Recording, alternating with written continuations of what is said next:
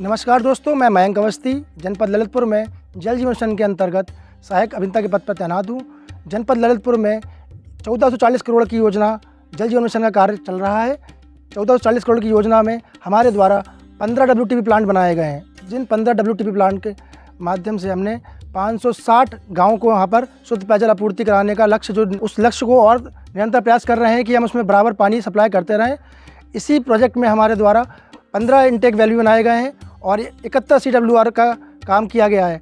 इन 71 CWR के सहारे हम 148 टंकियों में पानी पहुंचाते हैं और उन 148 टंकियों से हम सारा पानी गांव में प्रोवाइड करते हैं और शुद्ध पेयजल प्रोवाइड कर रहे हैं और आगे करते भी निरंतर प्रयास कर रहे हैं कि आगे हम पानी ऐसे ही सप्लाई करते रहें। दोस्तों, ये इनटेक वेल है हमारा। इस इनटेक वेल में हम जो भी हमारे पास वाटर सोर्स होता है, चाहे लेक हो, चाहे डैम हो, चाहे रिवर हो, उससे पानी जो कलेक्ट करते हैं हम इस इनटेक वेल के नीचे अंदर पानी भरते हैं। देन उस पानी को हम इन पंप की मदद से WTP प्लांट तक ले जाते हैं, जहाँ पर उस पानी को हम फिर फिल्टर करके साफ़ करते हैं और वहाँ पर जो पानी का ट्रीटमेंट करते हैं।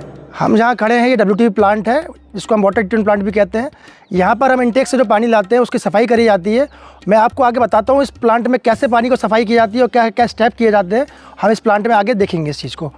इनटेक से सबसे पहले पानी जो आएगा हमारा वो कास्केड एरिएटर में आएगा। कास्केड एरिएटर जो होता है हमारा झरने के फॉर्म में बनाते हैं हम इसको स्टेप्स वाइज, ताकि पानी ऊपर से नीचे गिरे। जब पानी ऊपर से नीचे गिरता है तो उसमें ऑक्सीजन जो होती है वो उससे कॉन्टैक्ट में आती है और जो एरिएटर में पानी में जो अनवांटेड गैसेज होती हैं उसके साथ रिएक्शन करके उनको रिमूव कर देता है और पानी की जो डिजॉल्व ऑक्सीजन होती है वो भी बढ़ा देता है। इसके आगे अगर हम बढ़ते हैं, सबसे पहले हम करते हैं प्री क्लोरीनेशन। क्लोरीनेशन इसलिए करते हैं कि पानी के अंदर जो बैक्टीरिया है, कीटाणु हैं, जो पीने के पानी के लिए हानिकारक होते हैं, उसको हम मारने के लिए यहाँ पर क्लोरीनेशन और एलम मिक्सिंग यहीं करते हैं हम। यहाँ पर जो पाइप लगे हुए हैं, ये 3 पाइप, इसमें एक में हमारा क्लोरीन निकाल रहा है, एक में एलम और एक में लाइम। यहाँ से मिक्स करके पानी को हम प्री क्लोरीनेशन करते हैं और साफ़ करते हैं। दैन उसके आगे हम बढ़ते हैं तो उसको आगे हम मिक्सिंग करते हैं।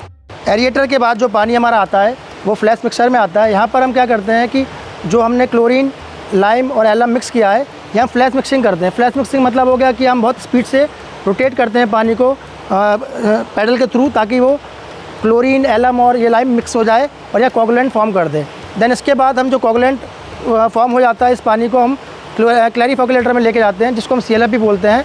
और CLF का काम जो होता है, उसके अंदर जो कोगुलेंट बने हुए हैं वो सेटल डाउन हो जाते हैं और फ्लॉक जनरेट कर देते हैं। अब हम इसके 4th यूनिट पे आ चुके हैं, जो फ़िल्टर हाउस है। यहाँ पर पानी जो आ रहा है वो CLF से आ रहा है। यहाँ पर हम पानी को छानते हैं। यहाँ पर क्या किया हम लोगों ने, जो फ़िल्टर हाउस में है ग्रेवल का यूज़ किया। ग्रेवल मतलब पत्थर होगा, नीचे सबसे नीचे हमने बड़े बड़े पत्थर डाल दिए हैं, उसके ऊपर थोड़े कम साइज़ के पत्थर डाले हैं, उसके ऊपर हमने सैंड डाली है, बहुत फाइन सैंड। वो क्या करती है कि पानी जब इसके ऊपर गिरता है तो पानी छनता हुआ यहाँ से निकल जाता है आगे की। अब आगे जाने के बाद पानी जो स्टोर होता है वो CWR में होता है, इसको हम बोलते हैं क्लियर वाटर रिजर्वायर। अब जहाँ पर हम खड़े हैं ये CWR है। इस ज़मीन के नीचे हमने एक टैंक बना रखा है, जिसको हम CWR बोलते हैं। जो फ़िल्टर से साफ़ करके पानी हम लाते हैं उसको हम यहाँ पर ही स्टोर करते हैं और यहाँ पर हम पोस्ट क्लोरीनेशन भी करते हैं। हम दोबारा यहाँ पर क्लोरीन मिलाते हैं कि अगर कुछ डिसइंफेक्शन रह या कुछ कीटाणु रह गया तो वो भी यहाँ पर मर जाए। उसके बाद जो हमारा सेटअप यहाँ दिख रहा है आपको, यहाँ सारे पंप लगे हुए हैं। जिस भी टंकी पे, जिस भी CWR पे हमें पानी देना होता है, यहाँ से हम पंप ऑपरेट करते हैं, उसको चालू कर देते हैं, उस टंकी में पानी या CWR में पानी पहुँच जाता है। इसी जिस प्रकार का आपको मैंने यहाँ पर WTP प्लांट का प्रोसेस दिखाया है, ललितपुर ज़िले में 15 की 15 योजनाओं में सेम इसी प्रकार से कार्य किया जा रहा है और इसी प्रकार से पानी की सफाई करी जाती है।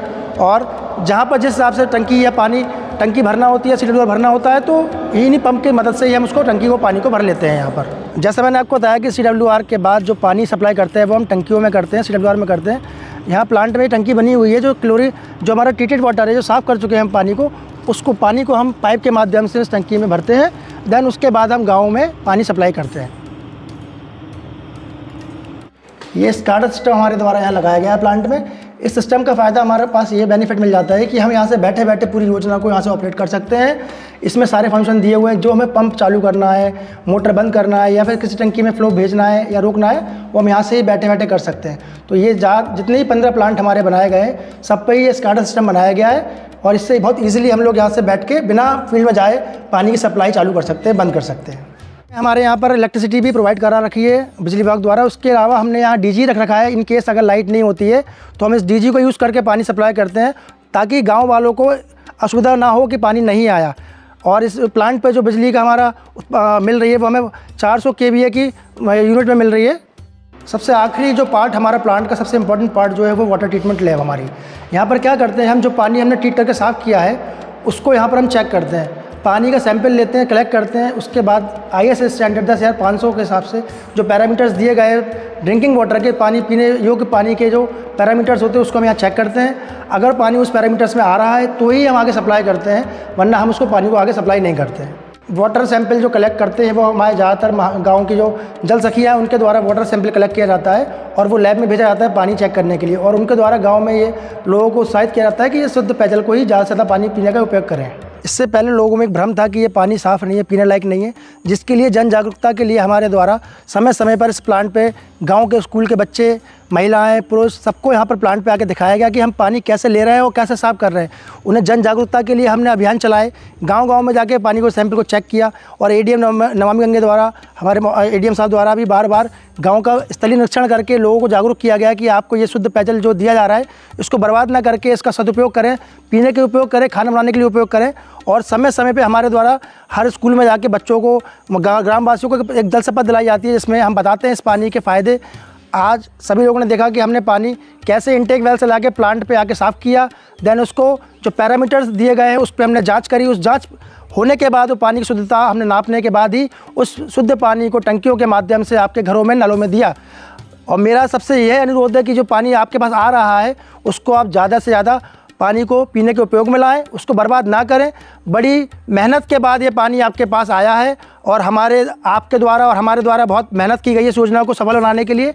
और आगे मैं ये कहना चाहूँगा कि इस योजना का एक सबसे अच्छा इंपॉर्टेंट पार्ट जो हमने बताया था आपको बीच में, कि इस योजना को हम कैसे डिजिटली इंडिया की बात जो हम करते हैं, हमने यहाँ सिस्टम लगा रखा है। उस सिस्टम से हम डायरेक्ट बैठे बैठे देख लेते हैं कि पानी कहाँ जा रहा है, कहाँ नहीं जा रहा है, जिससे कि आगे भविष्य में भी आगे कोई दिक्कत ना आए। इसके लिए भी हमने हर जगह सेंसर लगा रखे हैं कि कहीं अगर पानी की पाइपलाइन टूट जाती है या फिर टंकी खाली हो जाती है तो सेंसर से मालूम पड़ जाता है हमें कि टंकी खाली हो गई, तो हम उस टंकी को तुरंत चालू करके भर देते हैं। बुंदेलखंड में इस योजना जो वरदान साबित हो रही है, हर घर नल से शुद्ध पेयजल, इसके बारे में मैंने आपको विस्तृत जानकारी दी। और मैं आपका साथी, आपका दोस्त मयंक अवस्थी, मैं नमस्कार करता हूँ सबको और यहाँ पर ही अपनी यात्रा ख़त्म करता हूँ।